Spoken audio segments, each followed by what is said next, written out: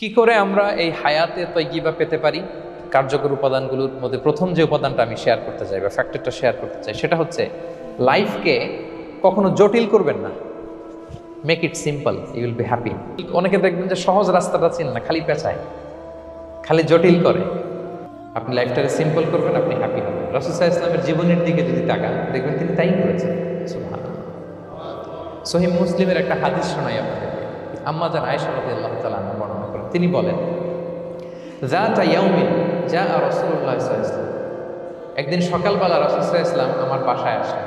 এসে বললেন, ইয়া আয়েশা, হে আয়েশা, আল ইনদাকুম শাই।